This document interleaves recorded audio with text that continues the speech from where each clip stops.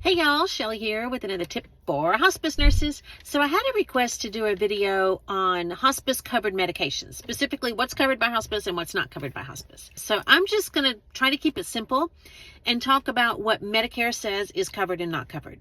So according to Medicare, any medication that is related to the hospice diagnosis or related to the palliation of symptoms caused by the hospice diagnosis, or related to the palliation of symptoms caused by the treatment of the hospice diagnosis should be covered by hospice. So let's take an example. Let's say we have a patient who has CHF.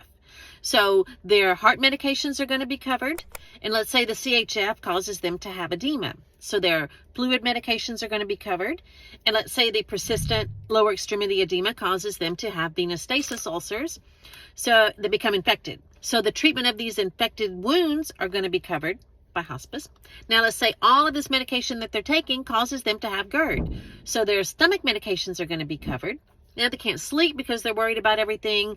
Their sleep medications are going to be covered. Their anxiety medications are going to be covered. All of these medications are going to be covered. Let's say they also have hyperlipidemia. None of those medications are going to be covered.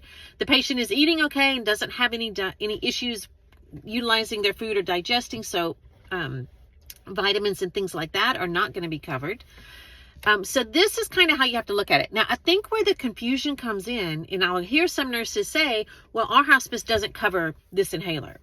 We see this common with inhalers. So, but let's say you have a patient that's on for end-stage COPD, and they have inhalers. If the physician says they need these inhalers to treat their symptoms, Medicare says hospice has to pay for it.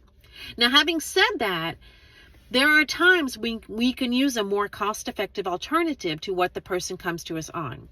And we definitely want to do that. We always want to be good stewards of our hospice's resources whenever possible.